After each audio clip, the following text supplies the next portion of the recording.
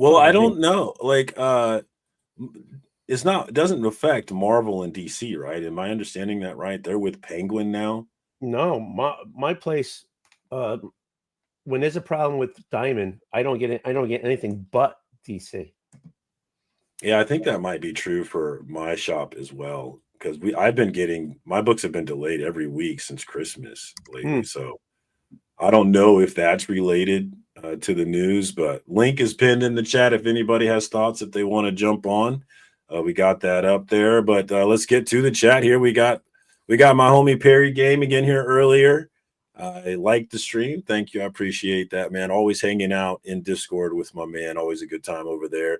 We got GT Key Comics in here early as well. What up, dog? Thanks for coming through. My Kansas City brother Swagda is in the hizzy. What up, Swagda? I appreciate the like on the stream. Phil's Treehouse is here. My man, also known as P2 on the move.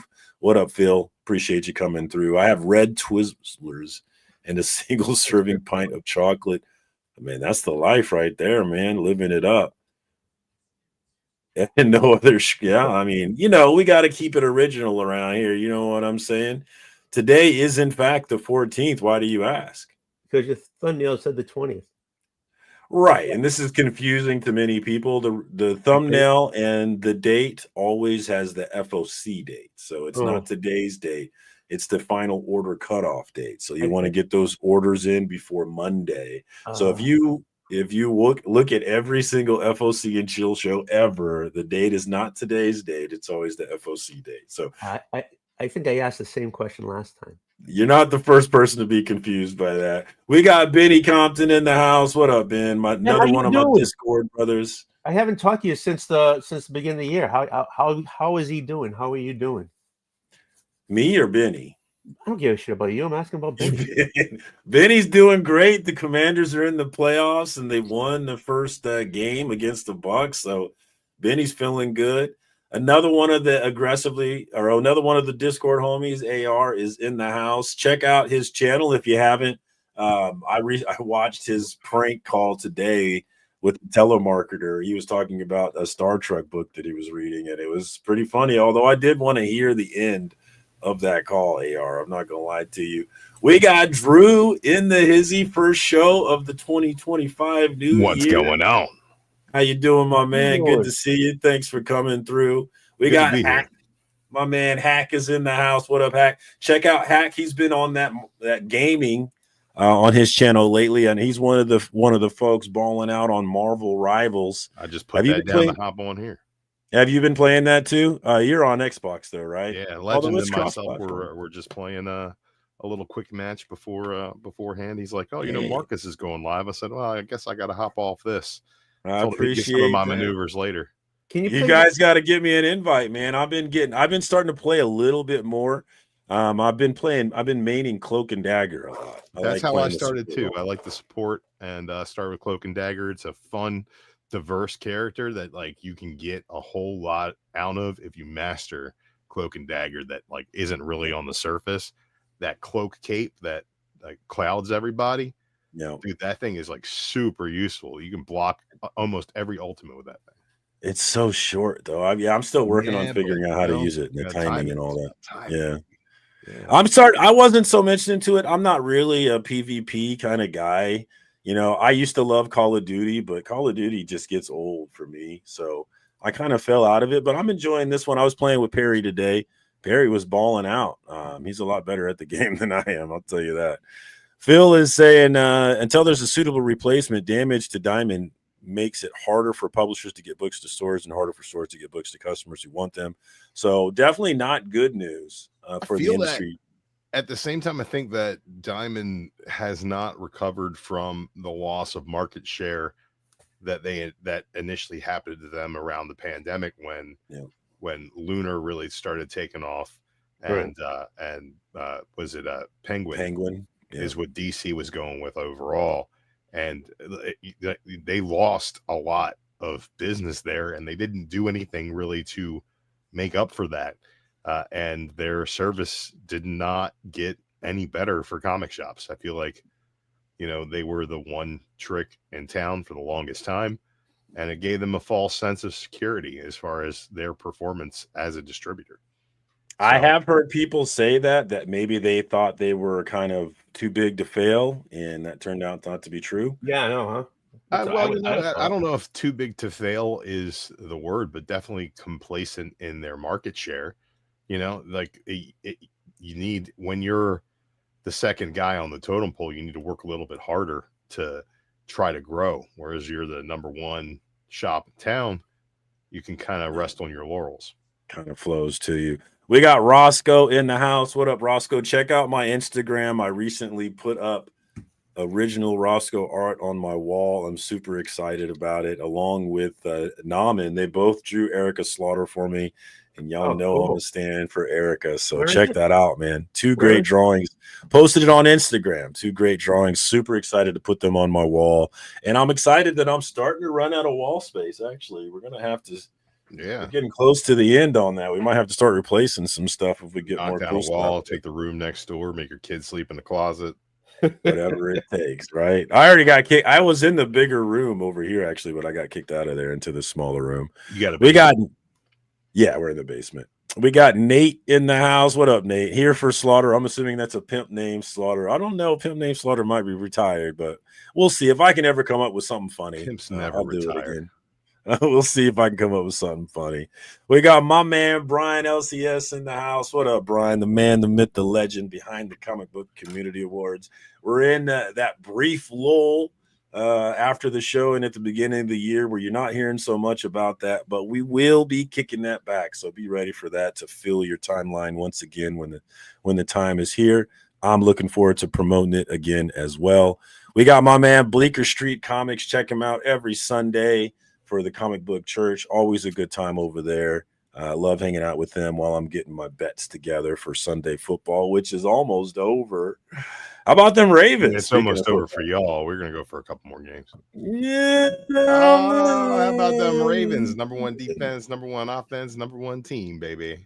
Well, I'm glad you guys are playing the Bills and not us. I'm going to tell you that right now. It's better you guys than us. That's going to be a hot game, though. I'm not looking if we get past the Texans, because I don't think it's a given that we get past the Texans. I also don't think it's a given that you get past the Texans, and the Texans that only put up 2 against us on Christmas Day. So say what you will about that. All right, well, we'll see how it goes. I think my boys are going to be ready here come this weekend, but we'll see. Well, the ones in the stripes will, but they've been paid properly. I hope they get their ass kicked. You know what? We're going to come back to that, Drew, but before we come back to that, we got man we all know. Eddie, End of Zed, is in the house. I'm looking forward to getting his great Kickstarter, man. Really looking forward to End of Zed getting in my mailbox. Thank you for coming through, Eddie. I appreciate you, my man.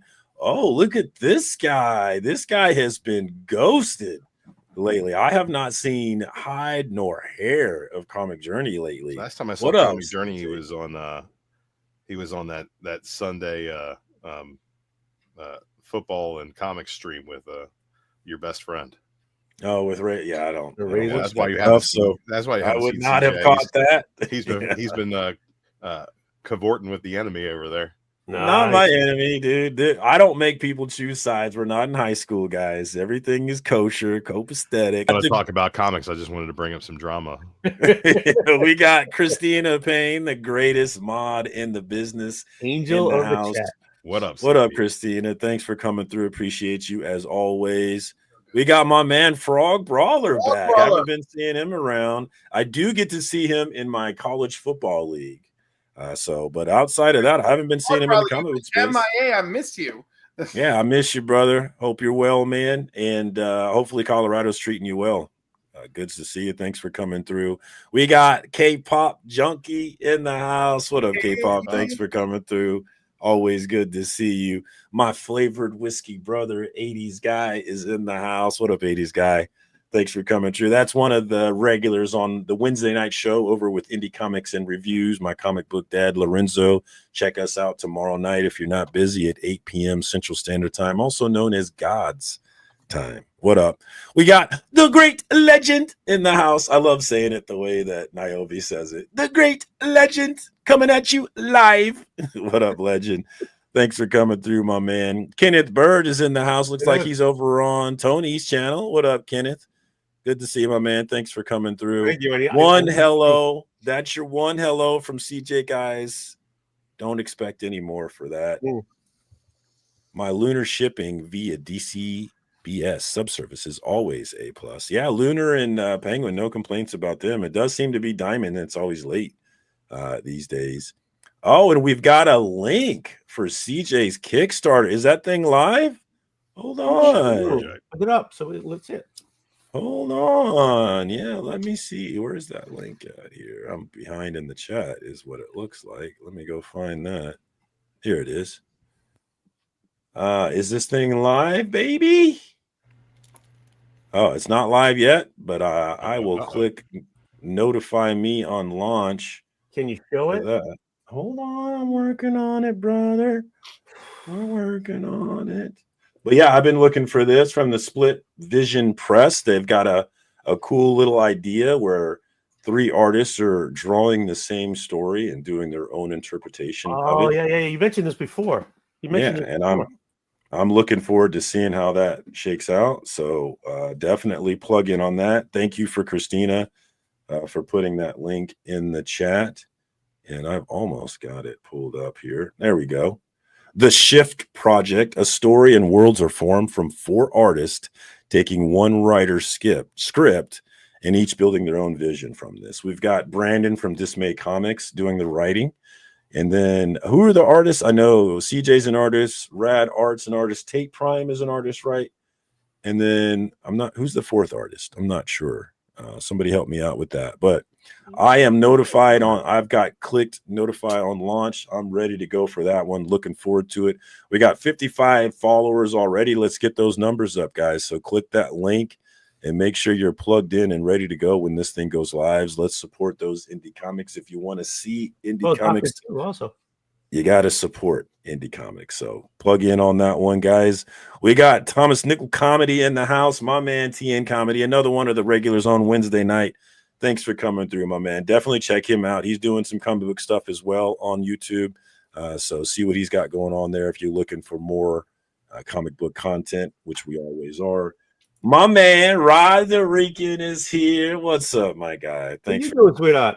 Rodney. Another one of the Discord homies, although he's always deafened in Discord. He never talked to us. Hey, I was on the Discord today while I was driving around and nobody was there. It seems to be that way off and on lately. We were around. We weren't in Jigs' today. We were in mine for a while, and then we were over in Perry's for a bit. So we jump around in the different Discords. If you're not, I did scorecard. You got to pay attention. Oh, Ben Compton, he said the current name. It's not often that you see that. There you go, Commanders. I traded for Upper Marlboro area of Maryland, which is Redskins country. I still call them the Redskins. He said it. I didn't say it. The Redskins. He said it. And they used to call them the Skins, and you weren't a Redskins fan, you were a Skins fan. So now anytime somebody tells me they're a Commanders fan, I call them a Manders fan. So the Manders are doing the best they can down there, and I kind of like that. Yeah, Ravens made TJ Watt look like TJ Miller. Yeah, Watt has done nothing in the last 6 games of the season. Yep. That might be why they suck, not Russell Wilson. So I think Russell Wilson is a big part of that. Yeah, well, personally. It's also the fact that the best receiver they have on their team is just a yapping youngster who doesn't want to shut his mouth. So on a scale of 1 to 10, how nervous are you about this game with the Bills? The Bills, not at all. I'm as cool as if using frozen cucumber on this, man. Be very scared. Be very afraid. What? Be very afraid of what? The second best quarterback in the league? Nobody's. Listen, it's not the Super Bowl. He's actually not even the second best quarterback in the league. He's not as good as Joe Burrow.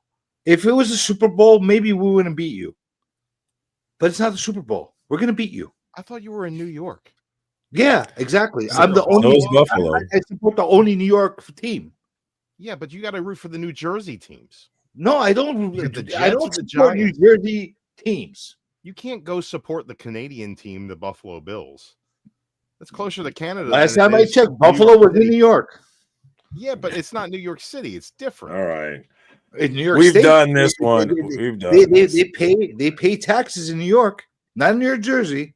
What up to the homie Cliff? I don't think I got a chance to say what up to you. Thanks for jumping on, Cliff. Good to see you. Cliff, you've been everywhere on comic book YouTube. I saw you with MJ Comics recently. Yes. Definitely go over there and check that out, guys. But we got CJ main screen for two reasons. Number one, I haven't seen him in a long ass time. There goes his camera. I haven't seen him in a long ass time. Oh, we got a shot of the face. We got a shot of the CJ face. First I haven't appearance. seen CJ in a while, so he's got the main screen for that. But also, we got your Kickstarter coming up. Have you know when that's going live, and you have anything you want to plug? Beautiful endorsement that you gave me. I had to hop on, and thank you first of all. No, of course. That's what people do. They thank people. So I'm thanking you. Thank you for the kind endorsement. We are launching on the 21st. Okay, so it's go time in a week. We're gonna make today. We're gonna make comic books great again. Oh, Macca. Wait, Macba? Yeah. Macba. Make Mac- We specifically picked the Macbaga. 21st of January for a very specific reason. What up, Beckerman? Oh, the one day after the man takes office. That's hilarious. I don't know if you want to get too political, buddy. Let's make this thing Listen. palatable. All joking for aside, everybody. I'm super hyped up. I'm really amped about this. All five of us that are involved with this. It's myself, Brandon, Disney Comics, the Gallows Man, Ben Frazier, great artist, Tate Prime, which everybody knows, and Matt Atkins, Siren. It's the five of us. So it's not Rad. You made a mistake. Rad. It Okay, wasn't my bad. what's his name? Rad Art. That's my bad. Aaron, my bad. No. Sorry about that. No, don't want. It's all right. It's all right. I just want to make sure that the proper people that are involved actually get their proper due. For sure. There's No, no big thank you deal, for man. I appreciate that. Not everybody. Sirens Not everybody knows Ben. Ben is somebody. fake news. Ben is somebody that we're bringing into the comic book community, but he's been a published artist on multiple titles in Marvel, DC. He's been doing a lot of other stuff. He's a really good tattoo artist as well.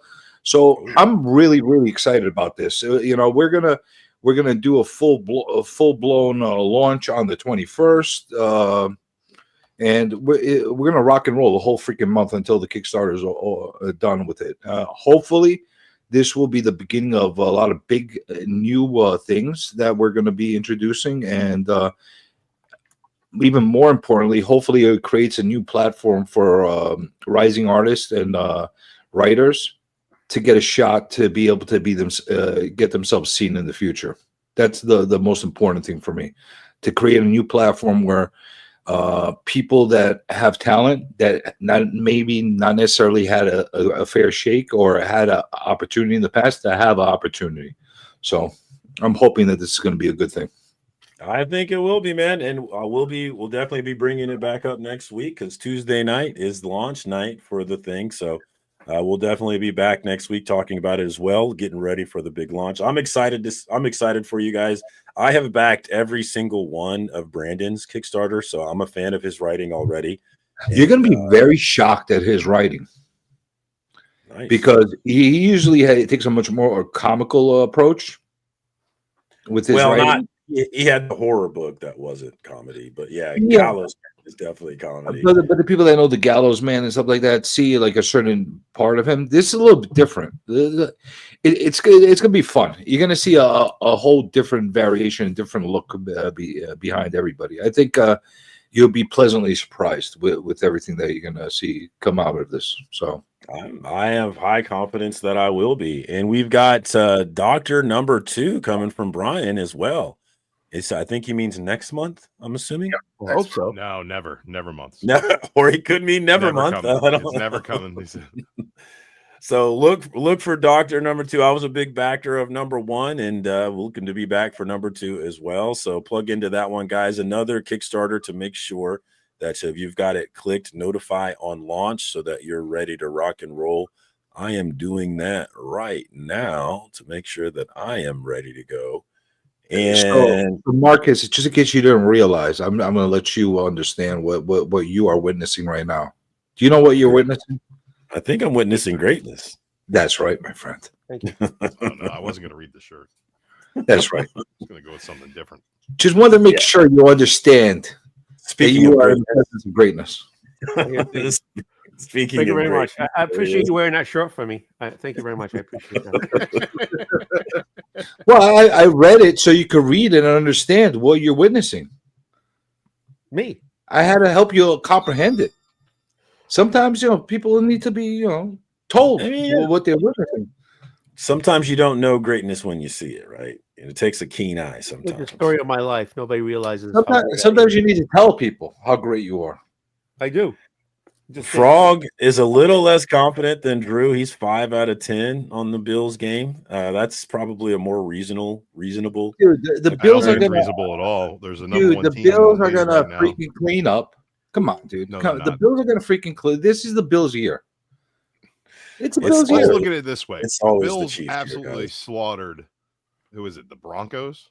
Yeah. Yeah. Yeah. What up, Okay. Dave Ayers? And the Steelers would have absolutely slaughtered the Broncos, and the Ravens absolutely slaughtered the Steelers. So we're gonna absolutely slaughter the fucking Bills. It's not even a question. Yeah. Lamar Okay. Jackson- Caveat to that: the Chiefs beat the Ravens, but we lost to the Bills.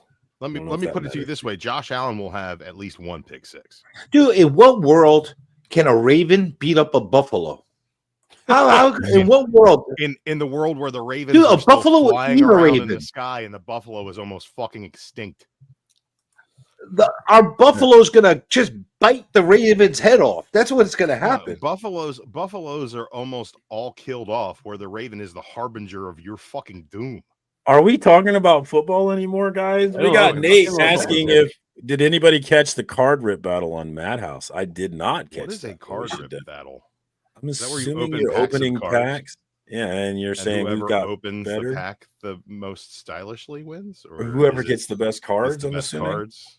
Yeah. What if you get shit cards, but you're like a fucking wizard with your opening? We're getting multiple calls for the return of Beckerman. I guess they like the 20-minute stream with no visuals whatsoever. That's a hard no from me, guys. I love those kind of streams. That's a hard no from me. He could have at least shared the covers of the books. I expected him to pull up the website, show the covers. He didn't even do that. But I am thankful. I said it before. I'll say it again. I'm thankful to Bleecker for understanding the bit and Legion for understanding the bit.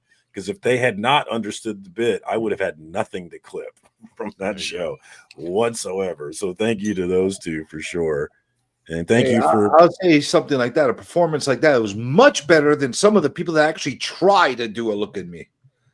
I'll just say that. Oh, here we go. Are we going to start taking shots? Elon cannot be president without a constitutional amendment. So that is true. But don't worry, backdooring his way into a position of power.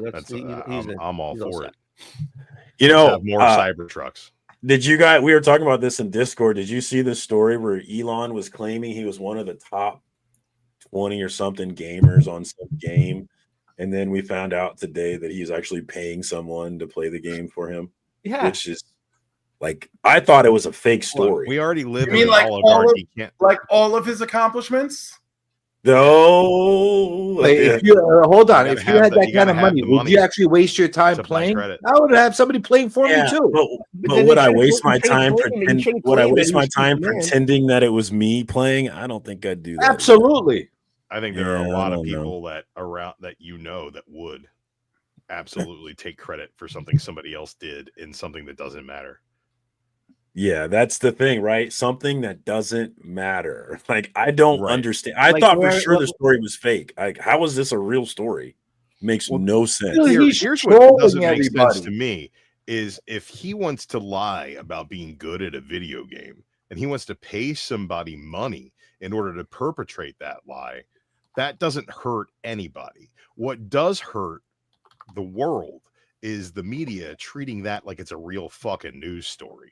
That's not a real news story. Somebody lying about being good at video games is not a real news story. It's like, and that right there is the That's troll. crazy to me. And the people don't realize that he is, even though he's a freaking genius billionaire, he's still a freaking troll. He likes to troll yeah, people. he enjoys He it. does that all the time. Yeah, Frog, well, the refs did not cost the Ravens that game. Isaiah Likely's toe cost him that Hey, game. Bueller. I have it on good authority that he shaved both of his big toes down in order for that to never happen again. While we're talking about refs, can we talk about Josh Allen and the refs this past weekend? Oh, what And how happened with Nick Wright made the beautiful point that everything they say about Mahomes and the refs is actually true about Josh Allen and the refs. Yeah, Who's Yeah, gotten more roughing? Who's gotten more roughing the passer calls? Josh Allen. you know by who a it isn't mile. true about? Lamar. Okay, It isn't. All right. It isn't true about Lamar. I It's don't just think it's simply true. not. He's just It's not unfucking true about stoppable. us either. Remember when we Oh, yes, lost it in the is. playoffs and Oh, we didn't Every, get a chance to every get soccer They- mom in they- America they- knows that the Chiefs. They did prep coddle work for freaking Mahomes, man. Come Yeah, on. No, they Rise remember above when we everything. lost in the playoffs and nobody cared, but then the next year Josh Allen lost in the playoffs and they changed the entire overtime rules because Josh Allen can't lose. That's ridiculous. Dude, they Like- coddled Mahomes more than they coddled Brady. Come on. They That's coddled true. Josh Allen. That They is coddled true. Josh Allen, who's who they coddled. No, they True. don't, And if you man. They need- coddle the and if Chiefs you need- organization as a whole because Andy Reid is a talentless hack who's never supposed to win anything, and now they've got him winning. No, Have you seen some of the hits that Allen's No, taken, no. man? you stop that. You stop Go that. ahead and kick me off again. That fat diabetes-ridden fuck gonna burn in hell one day. How dare you? How dare you, sir? Closest Tell he us was how you supposed really to get feel. was Donovan McNabb throwing up his chunky soup in the fucking huddle. Tell us how you really feel. Hey, Ooh, Kev's got a hair beautiful down. hair. Look at Hell this yeah. guy. That. Holy Man, shit. growing hair is not a contest, Kevin. Kevin's laying down the hair today. Palomalu? Dude, why you making me look bad, dude? He's letting the Growing hair hair down is tonight. Like, we're not growing taking a hair is look not at a this fucking contest, monstrosity of a man. What hairline the next- hell? Next to that guy, Jesus. I hope What everyone's was- doing well tonight. What's going on, Kevin? How you Holy doing, shit. man? I'm okay. I let Let the me put hair my out hat just to back show on. that look. It's Dude, your not hair burnt. looks like that guy from Queen. Not Freddie Mercury, the other guy from Queen. The guitarist. With the long curly hair. Brian May. That's who you look I like. Yeah, I the like this. I astrophysicist. like this look. I prefer this to the Lilith Fair lesbian look. So this is the big Wow. Yeah, this is the You Lilith look Fair like- lipstick lesbian look. You got the You hair look down. like the former singer for some band like Styx or something. No, No, dude, he looks like the guy from Queen, man. He's freaking that's badass, man. You do have the striking resemblance to Brian May with your hair. Shout out to the homie Travis, aka Comics with Bueller in the house. Good to see I you, my man. aspire Thanks to for look coming like through. myself one day. Here's the thing, Kev. You got the hair down now, and I'm surprised that CJ's not jealous because you're just going to be the next person to have hair that beats his hands in the comic book Oh, awards. wow. Shout out to Daymare. You really want to go down that route with me? let's do it. I think Brian might still be in the chat. Listen, I'm warning him and everybody else. If that abomination of a freaking award is still in the thing, we're gonna have problems next year. Oh no, not problems with CJ. What up, Czars? Good to see Look you, at my smart man. ass. I love Yeah, those yeah. early morning streams, my We man. all Always good to we- see when you. we Adam. have problems. We all Don't let enjoy me that. divert my attention to you, Marcus, because Oh you don't no, want to am I gonna be your new project? Oh no, not me. You sound like someone I like and love who says Yeah. they're gonna make people their new project. No, I'm not making any projects. What up, Bradazzo? Either you're on my radar or you're not. Don't get on my radar. Anyway, I need you right now. You're gonna promote me for the Kickstarter, and then I'll bash you after that. Yeah. All right. Perfect. Like, first Truce things for- first. truce for now. Self-promotion. Second, destruction of you. That's awesome. All right. So, does be anybody we'll be nice does for a month. anybody have does anybody know what chapter 11 bankruptcy is? What is the I know there's chapter 11, there's chapter chapter 11 is reorganization. Right. So Yeah, they're not they- going they away. have When you're they're done. taking on new debt to reorganize their Yeah. financial status. Yeah, there's other components to it. You also fuck a few of your debtors. Yep. Yes, of Yeah. course. But 13 That's is when you're definitely part done. of it. 11 is when you're still trying to make it. Let me be quite honest. I have a couple of friends, and I mean their home office is in the Baltimore area. I have a couple of friends that work for Diamond, and a few of them in their credit accounts department. And let me tell you, there are a lot of LCSs out there that are in deep amounts of debt to Diamond that they're not being able to come to terms with. A lot of that has to do with their operating capital. So where the distributor has done things to hamper the retailers, some retailers are doing a lot of things to hamper the distributor as well. So they're trying their best to stay afloat.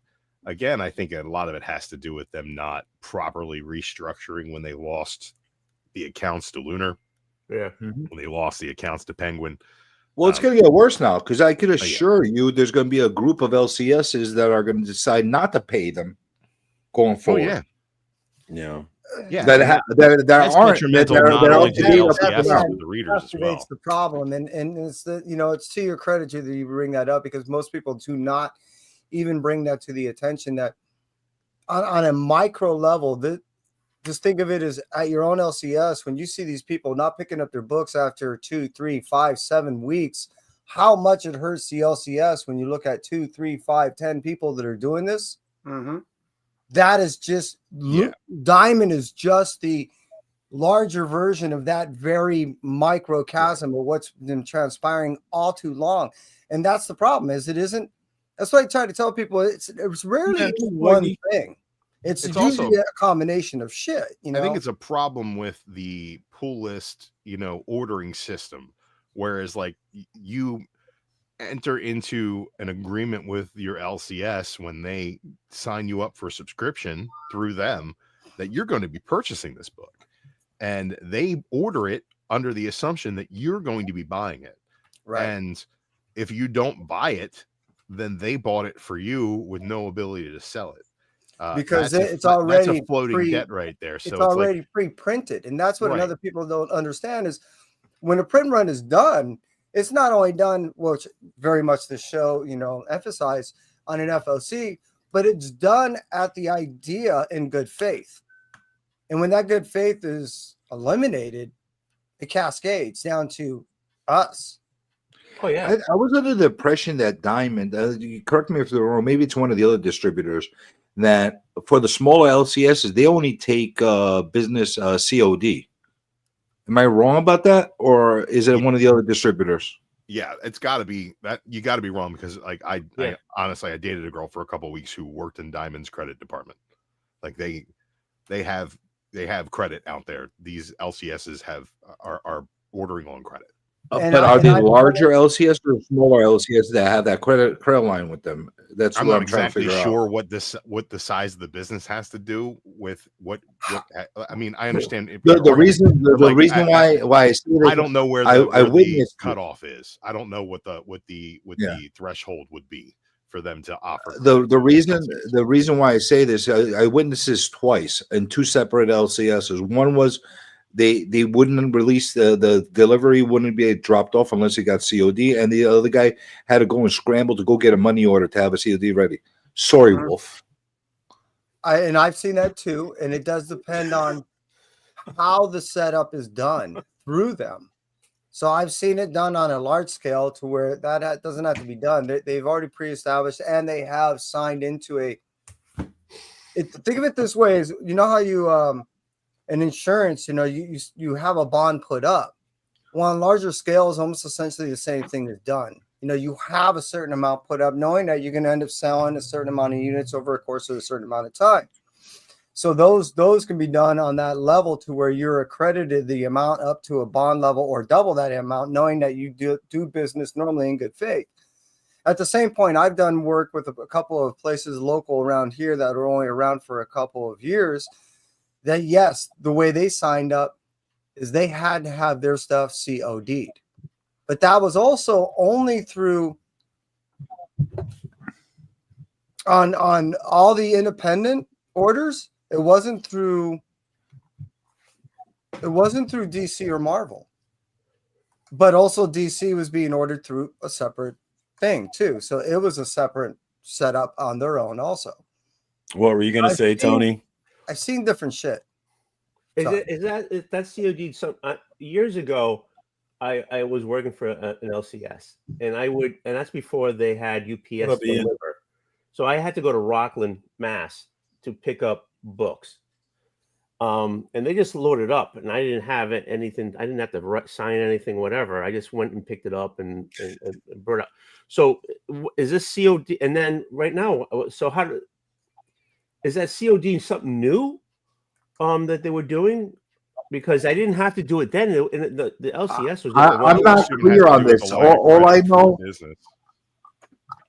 Yeah, I'm not clear on who gets affected, who doesn't get affected, and what the threshold is, and what on how the credit line is, and if you're like a legacy or a grandfather-in customer or not. I don't know how that works exactly. All I know is there is a good portion of the LCSs that do pay COD. So I'm not sure how much of that like conflicts with what they're owed or not. But I could assure you, I promise you, actually, there's going to be a lot of these smaller ones that have been so frustrated they're just not going to pay going forward. The COD stuff that dates back way in the 70s that I know of, because the guy that I was reopening a shop was like his 9th or 10th shop, and he used to tell me the stories of which I remember this. A guy named Bob's Comics right here in Hawthorne. Everyone used to deal right out of their own garage. So how you got your books was the truck would come by, dump off the shit. You pay them the money in a cash or a check or a money order, and you got your books. That was through the 70s and the 80s. 90s came around and organized from Malibu, Image, and all those new companies coming around. They changed shit. Now, if you also remember at the late 90s, I believe it was, I'd have to relook this back up. Diamond went through the same type of restructuring and problem. Right now, the last 3 weeks that I know of just the one local shop right here, they don't get deliveries no more. They have to go pick it up. See, yeah, that's what we did. I think the difference with Diamond in the 90s and Diamond now is in the 90s, all the publishers started to shut down their own self-distribution. So Diamond had the when they needed to restructure because the industry changed, they had the strength of not, I wouldn't say a monopoly, but a vast majority of the business in their pocket in order to fall back on. Whereas this is kind of the opposite thing, where they're losing that monopoly to competition, and they're just not responding properly. And I think that Chapter 11 does give them the opportunity to make good on their business model and become profitable again. And that's why Chapter 11's an option that exists for businesses. Well, Chapter 11 basically gives them an opportunity to stay in business. Yeah. Right. But it gives them the opportunity to make good. Like they're not going out of business. It gives them the opportunity to strive to repair their business. Whereas the restructuring this time needs to happen because they're losing market share and they're not operating at a profitable level with the way that they're doing things. So they needed to downsize at some point and they just didn't. But so it goes maybe not operating on a competitive level. Maybe somebody here could guide me through this whole process, because I'm a little bit in the dark as far as how exactly it works with Diamond. Okay, so Diamond is the distributor for about 70% of the country, because I know there's a certain portion that's covered by the East Coast that's not covered by Diamond anymore. Am I wrong about that? I think Midtown has a certain percentage of places that they're distributing through. Am I wrong about that? From my understanding, how it works out is Diamond now is in direct competition with Lunar. You can think of Midtown. But there's also a portion of their market that normally would be Diamond, and I think you still actually purchase through Diamond, but the distribution center is going through Midtown, I believe. Well, that's what I was getting at. Is one is going through like a Midtown, the other one's going through like a DCBS, and what they've been able to do is they've been able to kind of say, well, you're going to go ahead and go west of Mississippi, and you guys kind of take care of east. Okay, so I was somewhat. That way, it's easier to hub out, and it also makes it easier to where they don't have to worry about as much competition with one another unless they fuck up. Well, this is what we're seeing. One of them fucking up, or the other ones are picking up the slack. So basically, they're using two other companies to actually distribute, one on the West Coast, one on the East Coast, in order to get all the comics out. Now, the do they print the actual comics, or do they get them from printers? My understanding is that I don't think they do any The printing publishers unless have them printed and then Right, they're and they- distributed. right. And via even when they Diamond. do, and they So are the marketed printing to do companies so, they print third party it out. Let me just finish so you could maybe anybody that's listening too, maybe they want to hear this too. So there's printing companies that print for the different publications, image, whatever the case is, and they send all their inventory over to Diamond, and then Diamond distributes. So their job is to facilitate. That's all it is. They're not manufacturing. They're not making it. All they have to do is take the orders and distribute, pack them up and distribute. That is their primary function. In a very simplified. Am I wrong? In a very simplified manner. Okay. That's, I mean, So solely being with that- the comic books, they also have their own toy manufacturers that they distribute for via Diamond Select Toys. And, Now, and- so and- so that being said, if that is their prime and only function, the level of dysfunction that they've had in their business over the past few years, but this is way beyond before Lunar and way beyond before Penguin started, all this stuff. Diamonds had severe problems with distributing even when they were a monopoly. They've always had either damage issues, or they had lateness issues, or they had all kinds of different problems.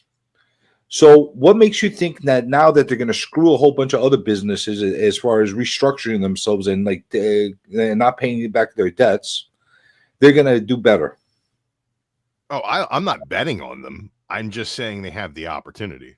well, and that question actually boils down to a question most people need to ask themselves every time we hear of these Enron almost style situations. Is people think on long running businesses that they can continue to do business as usual and it'll continue, and that when things do go fucked, they're not held responsible. And if they're asked to come back, So what stops somebody, their business another model's company, not from forced to jumping change in the because mix? they've already been bailed out of their original. What stops another company? Yeah, hold on. What stops another company from jumping in the mix that has a ability to be able to distribute and decides, hey, you know what? I'm going to call one by one all these small indie and I'm just going to gather and I'm going to start distributing with them. What stops them? Stops that from except for They existing had contracts. It's the one. Not again. This is another one that stumps me. The one company that I think can go in there, and it wouldn't hurt them if they lost money, and they could pick up where everyone has failed, is the one company that founded themselves on selling books. Amazon has no fucking sense why they haven't picked this thing up and went, well, we could do this. The sense is because the market share of comic books is so small that Amazon Right, hasn't but- even thought about Well, it. and that's why they succeeded from books in the first place. I mean, but it just- Amazon makes more money than LCS's nationwide, and Oh, Diamond absolutely. does off of trade paperbacks. I mean, the ability to get a trade paperback from Amazon is like they're selling hundreds of times what the other I'm just distributors shocked are. in that trade knowing that they can They go ahead and also print a lot of their own that stuff. they haven't. That's why. They don't even keep. Another thing about Amazon, they don't even keep stock. They print on demand a lot Print of on the demand, stuff they order. Yeah. So Well, hopefully everything is going to work out just fine, and my books start showing up on time again. But is they've that a been- crazy thought, guys? Like seriously, is that a crazy thought? If like a bunch of people with a decent reach and some money in their pockets to back them decides to gather one by one these indie companies and say, you know what, we're going to be the new guy in town. We're going to start distributing your stuff. What's stopping them from doing that? I don't know. I feel like maybe it's just not worth it. I don't think. I think there's a big. I think there's a what business in that. I think that investing in this as a business when you're not distributing other media is porn is a bad idea. Yeah, but it kind of morphs into like other stuff. DCBS is distributing other stuff. Penguin distributes all kinds of books, right? But as far as Diamond being the comic book distributor, that's on the back of Steve Jeppy and his amazing fandom. And Jeppy started Diamond Jeppy also had the Pop Culture Museum in Baltimore, which went out of business because it was a passion project for a guy, right? Diamond. Yeah, but has Jeppy been- also they also distribute a lot of other shit other than just comics. Sure, but it's all nerddom product. You know what Yeah. I'm saying? It's all niche. Everything they Yeah. do is niche, which is like why when you look at the LCSs, they need to diversify too. They need to be nerd stores and not just comic book stores, because if you don't have a strong Magic the Gathering program, you're not having foot traffic come through your store to buy your little mystery bags and your drinks out of your cooler and your big league chew that you have ironically at the comic book shop. Like, if you don't have people buying that little bullshit, like, you're not making money just off of selling new comics. It's just not going to happen. And these seems hard anyway. Yeah, well, it's just, there's just not enough for a brick and mortar in this day and age. There's not enough margin on a new comic book for that. Like, you would have to sell thousands and thousands and thousands of books every week in order to make that a profitable business. Usually, at best, profit they have margin to on the local diversify. LCS is 40%. Of that, they still have to pay tax. Of that, they still have to pay transportation. And then if they decide that they want to go ahead and bag and board it, that's another 25 cents on that. So, yeah, And there's if they're not a brick big, and mortar, they got it's rent. not a very You big. do have these profit rare margin. situations where these LCSs buy a collection for absolute halves of pennies on A the penny on the dollar, 10 thousands cents of on the dollar. dollars, and they find an AF-15 and they make a mint off of it. That happens. That is the exception, not the rule. These LCS owners are not thriving. The majority of them are surviving.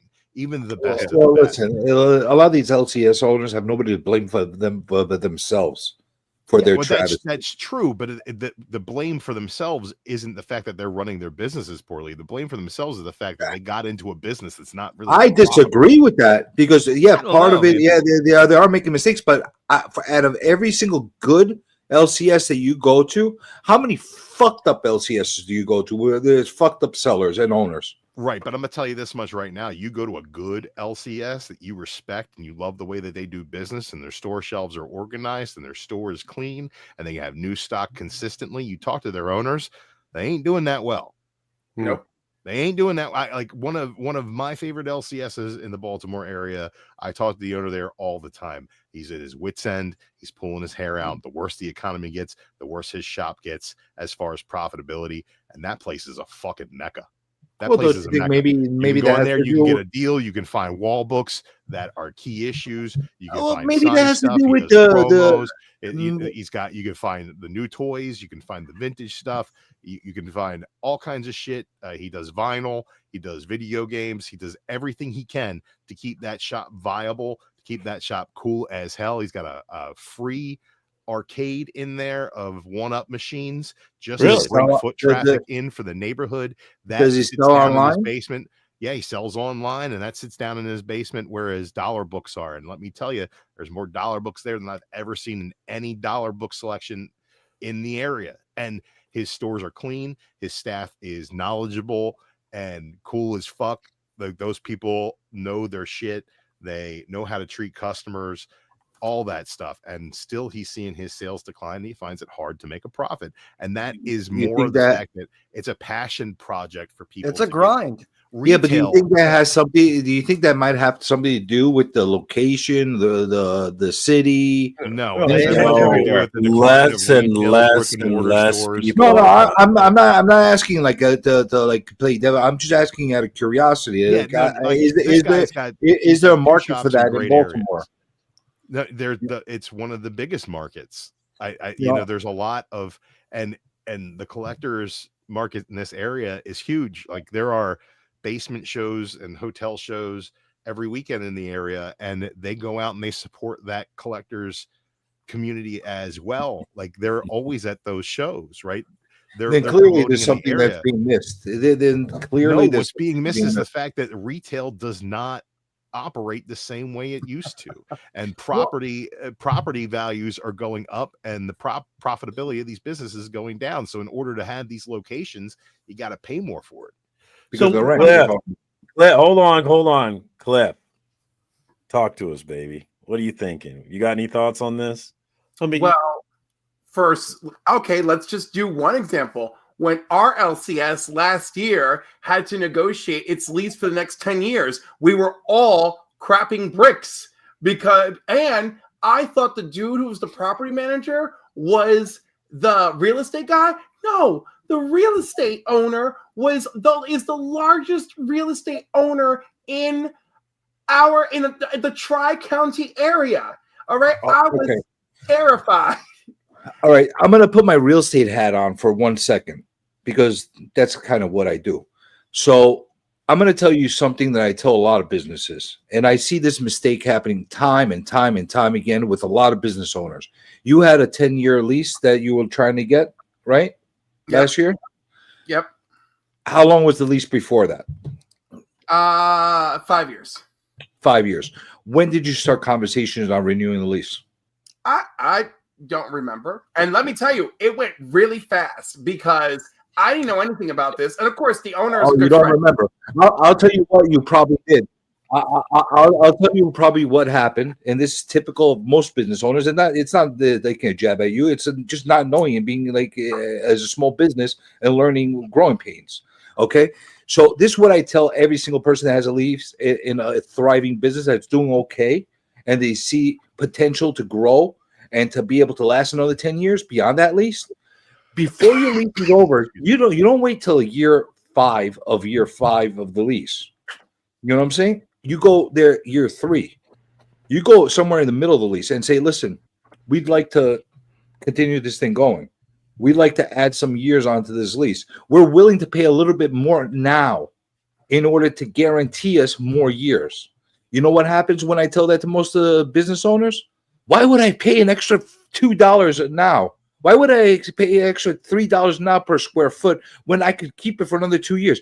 You know why? Because you're going to lose it for the next 20 years after that. Because they're going to pound you over the head with the lease. You go to the landlord and you negotiate with them before your back is against the wall. And I tell that to in any business. It has nothing to do with only comic book. It's restaurant businesses. It happens all the time. Barbershops. They're doing good in the business. The landlord knows they're doing good in the business.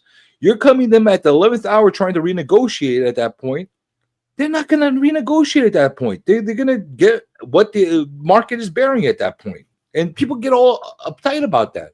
Well, I feel you on that, CJ, but I think that's like part of the issue that is happening with retail space and landlords on retail space is I can tell you right now in my county, all of the retailers that I know that are small businesses, the record store in town, the comic book shop in town, the local burger spot in town that's not a franchise, like the Main Street businesses, all of their rent is going up.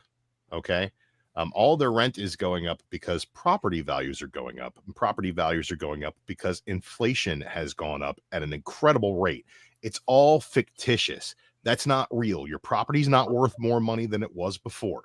It just wasn't. And the reason I know that is because of all the empty retail space in the county. It's all empty. There's retail space. They're building new retail buildings and they're not being able to rent it out to anybody except for anchor stores. Between the anchor stores, there's no Is stores. that real? Is that empty retail space available at a lower price?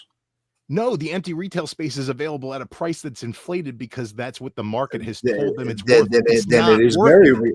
No, it's not real. Cost is very CJ, real because, at that point. No, because look, I'm not a real estate agent, right? I'm not a real estate investor, but I can tell you this much as a guy who has ran restaurants for years and years. The most expensive thing in your restaurant that is costing you money is an empty fucking seat. If you don't have a business paying you rent on that space, you're not making any money on it. So what is the solution is to lower the rent and you'll get a tenant who then pays you every month, maybe not what you think it's worth, but more than you're getting when there's nobody in that business. The way these property owners think that they're developing these businesses for this fancy retail space, that doesn't exist anymore because people can go on Amazon and order whatever the fuck they want and have it dropped off at their house in the middle of the goddamn day. Who's going out to a mall? You know, the malls in our towns are being shut down. We could take these malls, right? Repurpose that space to accommodate smaller businesses and rebuild the economy that way. It's never going to happen because the people who own this land and have invested this money in these retail spaces have this magical number in their head they think that space is worth. But if nobody rents it for over a year, then how much is it really worth? Right. So it's like we're in a situation right now with our economic flux. And, I'm not an economist, obviously, but like we're at a point right now where inflation will not settle itself down right now. And cost of goods is at an all-time high. Margins are an all-time low because Amazon has pretty much a stranglehold on every market that there is. Right. So in order to succeed as a retailer, you need to find a niche and a reason for people to want to visit that space. And that's why the LCS is important to these communities, because it gives people a place to go. Right. It gives people a place to belong. Cliff, and it needs to be an investment on that level. And in order to do that, they've had to diversify past comic books so far that like comics could disappear and these stores might still thrive. Right, because they'll have back issues, they'll have Pokemon cards, they'll have the Magic the Gathering game nights, they'll have D&D supplies and Warhammer supplies and whatever the hell people do with model kits. And, well, you're seeing a lot of these places morph and put cafes inside their shops, which is a smart idea in my opinion. Investing in any sort of food service is a bad idea off the fucking rip. While we got Cliff on the screen, though, I am the only curious place where the margins and labor budget affect. I've worked with food business. I am curious how it ended up for Cliff and his shop and their lease. Sorry, Cliff. So, Cliff, how did it shake out for you guys? So we have it. So it looks like we have an LCS for 10 more years. So that's really nice. Okay, and then not overpaying, it's doable and all that. Yeah, the whole thing was absolutely terrifying because it was the worst case scenario. And then, the landlord came and that was scary. He showed up again. That was scary, because like he didn't like have full conversations when he would appear. And then he called him one day to apologize and was like, oh, blah, blah, blah, blah, blah, it's just X amount of dollars more. He's like, are you sure you can do it with half the size of the shop? He goes, half the size of the shop, you'd have to leave. No, I like you there, blah, blah, blah. So anyhow, he worked it out. Awesome. Okay. But it was horrifying. So 10 more years, though, to take it. So the moral of the story is year 6, you start renegotiating for the next 10 years. I will let him know. Trust me. I'm not wrong, man. I've managed a lot of property throughout the years. I know you're right. It's not my shop. It's my friend's shop. But Oh, I thought you were involved in it. Sorry, I didn't realize. No, but it's the home. It's the whole council of comic shops there. So we were all shitting. It's the home away from home. Like that was it. We were like, oh no. Yeah, I got major love for my LCS. Awful. And I'll say there was a lot of truth that was said as far as how a lot of retail is empty but there's a lot of dirty little secrets of why a lot of that retail is empty, and people don't really gravitate to why that happens. One, you do have delusional, greedy landlords. That goes without saying. Below you have predatory. Same concept as somebody that's selling a comic that's worth $100 and putting $1,000 price on it because they said so. You have a lot of landlords like that have the same mentality when it comes to their retail space or whatever the case is. You have other people like you just mentioned that have tax implications, and it benefits them, and it offsets some of their obligations by having it empty. And it's worth it for them to keep it empty in comparison to actually filling up. And that's in certain situations. I don't know all, but there are certain situations like that as well. Then you have other landlords that want specific tenants to fill that space. And they put that high price waiting for that specific tenant to come in, like a bank or like a certain type of nationwide type of brand or something along those lines. They don't want little mom and pop stuff. So there's a lot of different reasons why landlords do that. Some are understandable and some are ridiculous. But Dude, I'm gonna vote. Can we Yeah, ash you're that giving Kyle cigarette, some dude? anxiety there with your cherry bud. Can we ash that bad boy? My G is getting long right there. Oh, you got a problem? It's just concerning. It feels like it's gonna fall off at any second here. Looks Oh, like you my got a problem Meemaw that I got cartoon was ash closed talent? back in the day. You got a problem Now, with my ash talent? Phil says something interesting here that I hadn't really considered, because I would think it'd be more expensive, especially when you have to go to the excess and surplus market to get insurance for your vacant property, which is more expensive. It's surprising to me that it would be worth more as a write-off. Does the real estate guy have any thoughts on that? Well, I just mentioned that. Like that, there's certain, not always, in certain cases, it's worth it for them to keep that space empty because of their overall portfolio, the way it's constructed, and they offset it in certain ways by keeping that empty. There's other thing that people don't understand. Sometimes they keep spaces in a building or a lot empty one by one purposely, and you start seeing it turn into a ghost town because they're one by one emptying them out in order to get the whole place abandoned to redevelop it.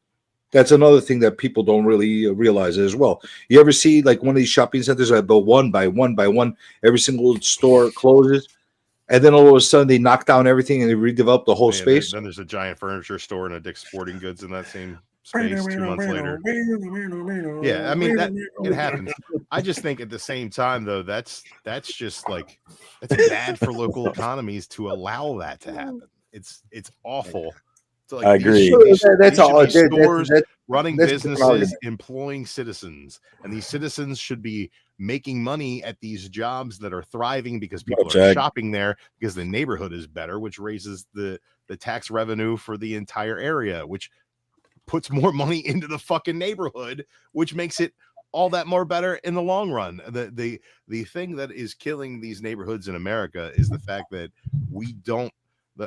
Let's take out the fact that we don't manufacture anything anymore. We don't fucking have brick and mortar stores anymore. Like it's just like there's a Target and then there's 20 open fucking retail spaces. On the other end there's a Lowe's. It's like, right, okay, you can get hardware here, you can get everything you need for your daily bullshit and wipe your ass with at Target, and then beyond that there's no other fucking stores to go to, right? And that's these, you got situations where certain neighborhoods there's food deserts. There's certain neighborhoods now where there's just retail deserts where there's nothing to shop for. It's either big box or food. It's either big box or food. That's all you see in these retail shops. We've destroyed the small business owner with a lot of our economic choices, which again, I'm no economist. I don't know what is the right solution or what is the wrong solution. But what we're doing right now, as far as like taking care of our American businesses, our American people, and just looking at it from the myopic view of the LCS, it's just like we're not fucking taking care of each other, really. Like we're not. These retail spaces should be profitable for the property owners. They should be paying a fair lease. They should be getting a fair deal, and they should be operating in a way that's profitable because the people in the community want to come there and shop, and they're offering a service. I know that there's a few LCS in my area, and they are very much beacons of culture in a way that, I can only assume that the old coffee shops used to be for the beatniks. The fucking nerds need to get away from the shine of their computer monitors and get out of their basements. What? And when the sun becomes too much for them, they can duck their heads into this shop where there's long boxes of comics to sift through, and maybe there's some action figures and statues to shop for. And occasionally there's the Magic the Gathering kids stinking up the place, but like they are beacons for that culture, and I think that that's important. And I know that there are other facets of hobbies out there that don't fit that mold, or interests out there that don't fit that mold, that these other retail spaces can be for other communities. And I think that keeping that alive is important for human sociology at this point, where it's like, we can all do whatever we want from Amazon, but then you never interact with anybody. It starts with the seller, the owner of the business, making it inviting to people. And I'll tell you, what you're saying is wonderful. That one place that you mentioned in Baltimore sounds like a fantastic place. But I'll tell you something: 9 out of 10 places are shitholes. and they're fucking assholes. The owners, they're miserable fucking You assholes. just think that because you're from New York and everybody up there is an asshole. Dude, I go into these shops. They're miserable fucking. Dude, is it gonna fucking hurt you to pick up a fucking broom and fucking sweep your nasty ass fucking rat hole? No. That's not a problem here in the KC area, I will say. Because All the I stuff- see that shit in shop after shop after, or when you see guys that have fucking short boxes and they're fucking stacked up one and one's falling inside the other, bending all the shit out of the fucking books. They're bending and they don't give a fuck. And all they're gonna complain about is the fact that everybody's trying to rip them off. Right. Or they're sitting there scratching their ass and playing fucking pong at the computer while their customers are sitting asking questions that they don't want to be fucking bothered. So don't tell me that it's just because I'm fucking New York. I've been to fucking shops all over the fucking country. And These I'm telling you, shops 9 deserve out to of go out of business. 9 out of 10 fucking shops have a very similar type of fucking ownership. A miserable fucking guy that doesn't want to be there. That's fucking irritating. Now the one out of 10 that's good, it's fucking phenomenal. It's a beautiful fucking experience. Now, if they could take that 1 out of 10 guy and clone him and make more of those, maybe the LCSs would do a lot better. The LCSs and the comic shop, that whole forum is falling under the same extinction rate that the hobby shop has. Okay? Remember the hobby shop? LCSs have picked up the hobby. I don't know that I buy that it's bad owners. I think it's just a shrinking. Or you think they're all fucking beautiful people? No, I'm not saying that there's not bad owners. What I'm saying is I don't think they're the problem. I think that it's just a shrinking consumer market. I mean, that's undeniably true. Less and less people are buying physical copies. I'm hearing people all the time saying that they're getting out of physical copies and they're going to digital. I just think that we're in a dying. And this was a big conversation between Niobe Comics and Journos, right, where they were kind of arguing about it. But honestly, I kind of lean more towards the Journos argument. I feel like this is a dying. There will always be comics at some level, but I don't think that we're going to see comics at the levels we see them now. Oh, no. Or at least physical copies. Well, that may be true, but there's other variations. There's Go ahead, toys, Cliff. There's Go Funkos, ahead, Cliff. there's Let's cars. let Cliff get a word in here. I was just going to say, like, the numbers of non-physical readers has not shifted that much. It's still in the 10% range. You know, we're just still seeing people exit the hobby because it's a luxury item. You know, It really is. so like that's And more of what we're seeing. And not to mention how much stuff you can easily, like without even blinking too hard, just pirate read. You don't have to wait for an omnibus. You don't have to get a trade paperback. You don't have to do nothing. I Yeah, pirate read so everything that I buy because I don't read my physical. You want to hear one of the I'm the biggest same way, reasons too. why these businesses are failing more than any other reason that people kind of fucking don't even talk about at all. The fact that you can't get a cheap copy, a shitty fucking newspaper quality copy at a newsstand or in a convenience store or a 7-Eleven the way you used to.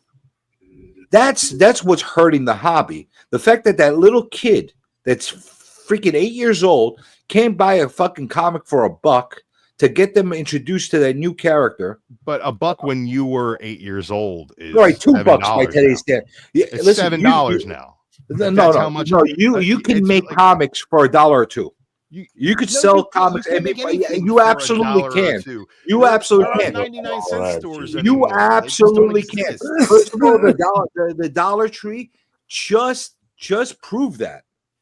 They just proved that they released 36 new titles of DC fucking books for $1.50 a piece. So don't tell me you can't do that. They They're not can't do full that. comics. They don't have And I ads in think- them the way the comics do. People won't buy them for $1. And they're also reprints. They're reprints that are A mad 5-year-old kid doesn't know that. They're gonna see Batman on the cover and say, "Mommy, Batman isn't can I written have for that?" 5-year-olds. I would just like to say that Dude, due to the price of inflation, If you told your mom to give you a Batman when you 7 cents in 2025, just for price of inflation. Thank you very much. You said What? $3.75. No, $1.25 from 19 1985 is equivalent to $3.67 today. Okay. All right, so kind of comparable. No, because but the comics were 60 cents in 85. The thing about this idea of bringing books back into shops and having these newsstands is, I like, how much of a problem is it that we've made these things collectibles and that we want them to be in pristine condition? Like when I was a kid, Wait, why are we just glancing over? Why are we glancing over what I just said about the newsstands? Why can't this be done? Well, we weren't glancing over. I was discussing it. I was like, how much of a problem is it that we've made it to where if the comic book's not in pristine condition, then it's not worth buying? Like, But also, how much have we as collectors ruined it? That's a problem for us. It's not a problem for a 5-year-old kid. And I could tell you something. A little kid tells their mom, "Mommy, I want candy, or I want a comic." Guess what the mom is going to get them for, especially if it's only a couple bucks.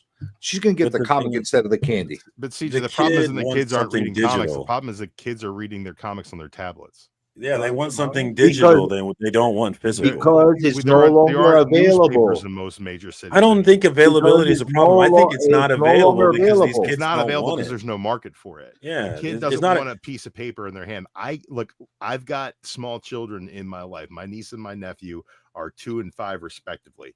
And let me tell you, that 2-year-old, man, does he fucking love Spider-Man. So you know what I did? I got him a Spider-Man and Amazing Friends comic when I was at the comic shop, and I handed it to him. You know what he did with it? He put it down and he went to look at his tablet where the same thing was on his tablet. He wants to look at it on his tablet because that's how he looks at everything. Yeah, these kids aren't like us, man. I'll partially agree because I got little ones of my own. Okay. And I'll tell you, my 9-year-old, she's my youngest right now. Okay. Everything she does is on the tablet. And everything on the computer, the tablet, whatever. But guess what? When she's reading lately this past year, she's reading Harry Potter. You know how she's reading it?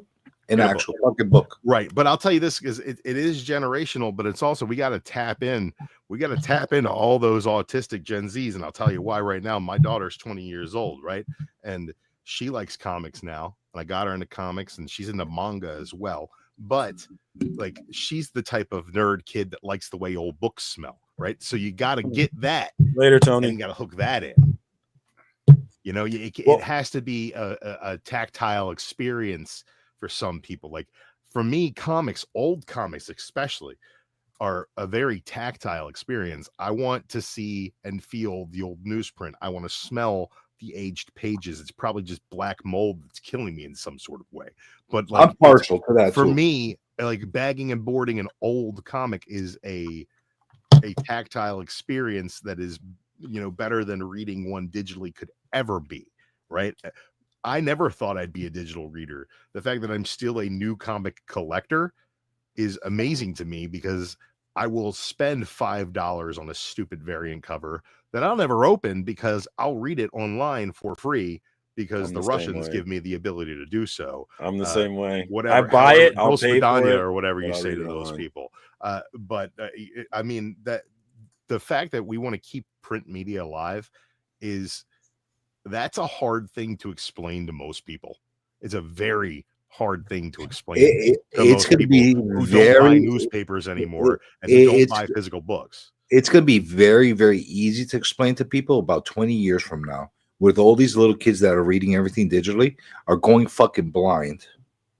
And they have vision problems. I'm not. You think I'm fucking crazy? But by the mark time my words, if we're all still fucking highway. alive, I hope you're all alive, and I hope I'm alive too. In 20 years from now, we could have this conversation. You could tell me that kids are having the adults now that were reading from these ages today aren't freaking having severe freaking vision problems because of all the shit they're reading on the digital stuff. The reason why I laugh at that, CJ, is because I have been an online human being since 1997, and I have been looking at screens for most of my day every single day. And what are you wearing on your head? For 30 plus years. And where are you wearing on your head right now? My glasses aren't a function of looking at screens. It's a function genetics, of I'm old. You wear them for style? It's a function of me being old. And one thing I wanted to address, Phil talks about want to drop the cover price of comics, stop publishing variants. And the thing about this, guys, is that they're not going to stop publishing variants. And the reason why is because we buy the variants. Why would you sell me one copy of a book when you can sell me 5 copies of the same book by giving me variants? It's benefit never the going to happen. LCSs. The Especially variants number one. benefit the LCS is it gives them a higher ticket item to sell. That's the same product that they pay the same price for. As far as the cover price of the comics, I don't think the variants are really pushing the cover price of that up so much. I mean, what are you changing like the printer for the cover? That's like one thing. Like it's one page. It's literally one page. I don't see how that could increase the cost of printing that much. So if I don't think that the variants like are really putting that kind of pressure. Or Dropping variants would drastically drop the number of books that are being sold every week. Right. It would drastically drop it. Like there'd be way less books being sold because think about it. There's some crazy people who will, look at these Dynamite books with 20 variants. Somebody's buying those damn variants. I'm not a fan of variants. I'm not a fan Phil, at all. Phil, but Phil's I will say this comment much: makes sense. I would add one more variant, and that variant would be printed on very shitty fucking paper, offered for very freaking cheap at all the. Who are you selling this to? Yeah, Who wants selling it to us? To the kids, man. That's Kids the don't way want you're. That's because you're telling them that they don't want it because you took it away from them. Telling them anything. The reason they don't want it is because they took it away from them, so they don't know what they want. If it was on the newsstand next to Hubba Bubba on the fucking next to the cashier at the fucking convenience store, I could promise you they would sell it. So I'm not wrong, man. Phil's comment here makes sense. He understands the incentives for the shop, but also sees 24 copies of unsold A covers your shop had to buy. Your shop didn't have to buy them. My shop doesn't do it. Yeah, my shop doesn't. Your shop do it. chose to buy those in order to get those incentives. Like, and if you can't find a way to mark those down and market those, put them on an end cap, be like, hey, this is a new number one. We got all these really cool variants because we ordered all these, but these I can let you go for $1 undercover price just to move them and maybe get somebody interested in the series so they'd pick up number 2. That's kind of the way that you need to make your money off those things. You need to be more creative with them. Like if they're not selling them, you need to find a way to sell them. Like and maybe those 24 issues aren't profitable, but at the same time, you can use them as promotion or do something with them. Find a way to write that off within your business plan. Some for half price off on fucking free comic book day. You see how fast they move. One thing I wanted to say before we get out of here is that if you are interested in, I thought there was an interview. It was a while back now, but like Comics and Chaos, One True Nerd King and Rage Theo, they interviewed Comic Tom, and he talked about variants and how important variants are, especially incentive variants are to the comic book market. And he changed my mind entirely on the whole subject, listening to him. So if you're looking for more talk of that, I would highly recommend you go check that out, Comics and Chaos, and let him tell you why incentive variants and variants are just so very important to the comic book market. And we can't really, again, if we get rid of them, we're dropping the bottom out of this market. We are. Blaming anything that's purely an option is just like, I think. Listen, I'm not a fan of them at all. Everybody takes something. I'm anti 100 freaking variants of a book, but to each their own. You want to keep printing them out. As long as there's people willing to buy them, keep doing whatever the fuck you want. I'm not going to say that it's going to make or break the hobby, but I will tell you this much: the day everything fucking went down the shitter was the day we saw Robin #2 with fucking 5 different holofoil covers on them, and then freaking X-Men #1 with 5, and then X-Force #1 with 5 different cards. That's when we started seeing the downhill of all this stuff happening. So if anybody's pissed off about the market today, all you have to go is back to the 90s and see what the hell was going on back then. I feel like we've had 3 or 4 crests and crashes since that's happened. But yeah, so like the variant market's been part of the market for a very long time. Kevin, are you there? I might have did you first on incorrectly. No, I'm here. I'm okay, good. Kevin. Comics in the house. Link is in the chat. Anything going on with you and your Paul Stanley vibes? Yeah, actually, after this stream, I will be shortly doing my every week Kmart event that I'll end up doing. My episode will be focusing on I think I have 6 different publishers that I'm going to be picking up this week. So look forward for that. Kevin's most anticipated reads, and it's Blue Light Special every Tuesday. Check my man out, Entropy and Comics on YouTube. Link is in the chat. Plug into the homie. Thank you so much for coming through, Kevin. I appreciate you, my man. Cliff on comics. Hard to get a word in tonight. How you doing, my man? What's going on with you? Great. Tomorrow night I'll be on Guest at Key on Sector 2815 with Leech of Comics, of course, as co-host, Paul being the host, and Tony Comiverse will be the other guest. So I'm really looking forward to that. And Friday I'll be joining Joe over at Anachronics. And I think that's it for my weekend. Yep, it's looking good. Oh my goodness, lots of birthdays coming up over at the Council of Comics. And in Council of Comics, I'm there Sundays at 5 p.m. Eastern, Mondays 8 p.m. Eastern, Wednesdays is New Comic Book Day, but we don't have one this week or next week because Sam is away dealing with family issues. So that's pretty much it. So you'll see me twice tomorrow night because I'll probably join Krista Comic Bet. And thank you all. Is that a turtleneck? YouTube stream whore, and it's always good. Are you wearing a turtleneck? No, it's a quarter zip. Right. I thought you were going over Vidal Sassoon on us. No, Vidal Sassoon. You don't look good. Drew, thank you so much for jumping on as always. Yeah, What's going on with you, my man? This show gives my Tuesdays purpose. Beyond that, you guys can find me on Marvel Rivals, being Moon Knight and haunting people with the moon. That's pretty dope. Beyond that, I've done some shorts recently as well. Kind of got back in the game after the new year. You want to know what's happening in Action Comics or Superman? I can tell you. And just finished up the crossover, or the raid on Grey Malkin with X-Men and Uncanny X-Men. So stop by on the road to 700. I think I'm at 655 now, sub-wise. And hopefully we can get to 700 by the end of February is kind of my goal on that. I'm going to buckle down and put some more content out. Drop by, check them out, and leave me a comment. Let me know you're there. Tell me how much you hate what I'm doing so I can keep doing it and ignore you.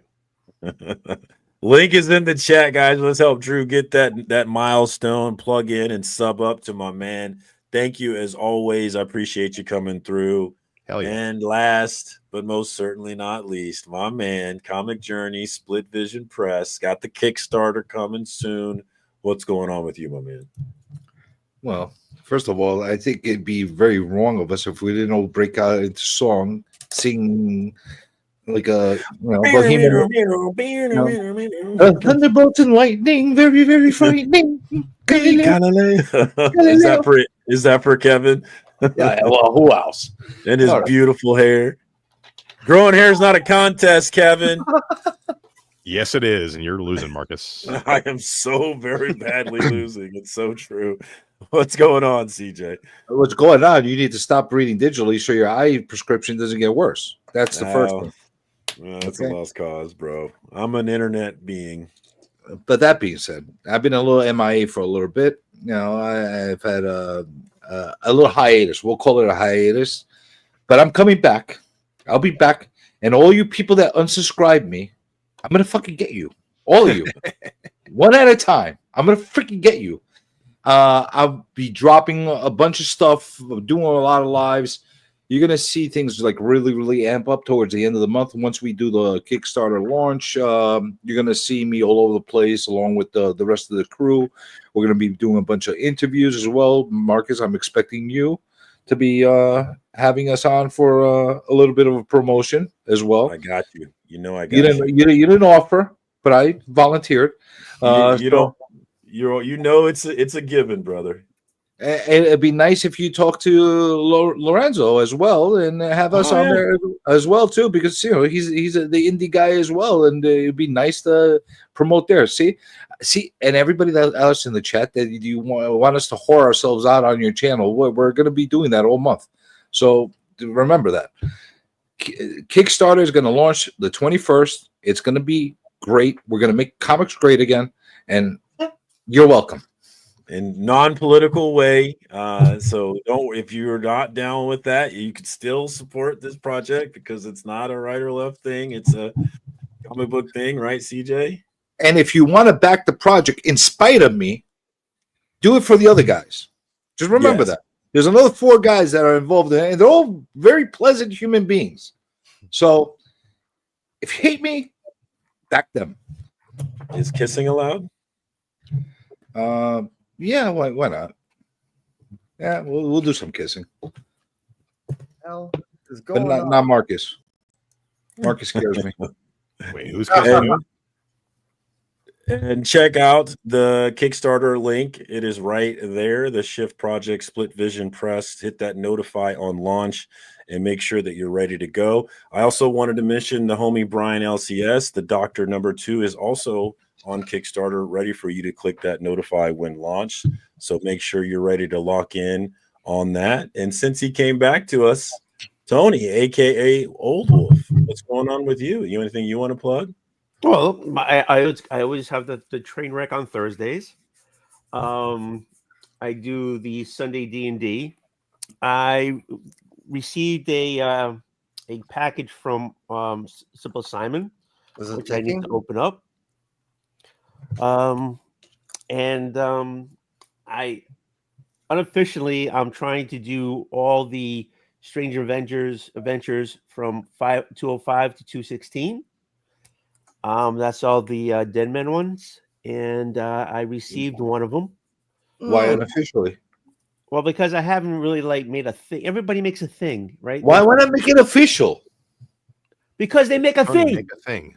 So If- make it a thing. Make it your thing. I gotta make a thing. Be a thing maker. Make it your thing. Make that thing. I didn't say I was gonna make your thing. I gotta make Thing it my up. thing, but I gotta make a thing. So let me make a thing, and then I'll show it that I got a thing because I made my thing. Yeah, this is All right, the, you do the your thing. preliminary I'm round gonna of do my things. thing. All right, do your thing. I'm gonna Pre-thing. do my thing. All right. We're in agreement. Hey, how you doing? Okay. We're in the All right. pre-thing status. We're right there. So I gotta make my thing. Do your There thing. you go. Tony Old Wolf, a train wreck on Thursday nights. Be there or be square. Thank you so much for coming through, Tony. I appreciate you. Hey, And whoa! I got a question for you. How many more hours do you need, to do your I don't know. It's about the same. So Ah. we're still because we had to slow down during Christmas, so we probably lost a little ground. But we'll get it. No big deal. No worries at all. And I will address my homie Sicko here. He has a serious question. Why is FOC in the title? And the reason why is because the original idea for this show was that we were going to cover FOC every week. I was going to go through the final order cutoff, and we were talking about what we wanted. Wait. Hold on a minute. Hold on a We minute. didn't do that at all. Stop before you continue. Let me look at your face. What happened to your mustache?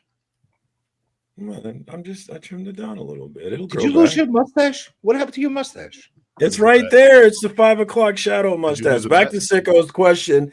It was originally going to be a final order cutoff show, and I started off doing that. But what happened is the evolution of the show is that people started pushing more for the chill than the FOC, and so now it can be FOC, but a lot of times it ends up being the chill when people jump on. So if you are looking for an FOC show, there is no guarantee that this show will be an FOC show. Or a chill And I will show. not be upset at all, Sicko, if you decide to spend your time elsewhere on Tuesday nights. I'd I be love upset. you, and I respect you for it, Sicko. So play it how you feel it, brother.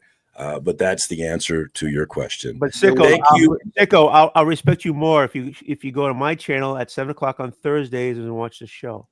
There will never be FOC on here as long as I'm a part of it. Thank you to everybody that jumped on the panel. This show is nothing without you guys deciding to jump on and spend time with me. I appreciate you so much for that. Thank you to everybody in the chat that came through, especially my homie Dr. Von Hoot from across the pond. I really appreciate you staying up late and hanging out with us. And to everybody else, that came through and everybody watching on the replay, I very much appreciate your time. Thank you so very much. That's all I got for you this week, guys. Until next week, peace.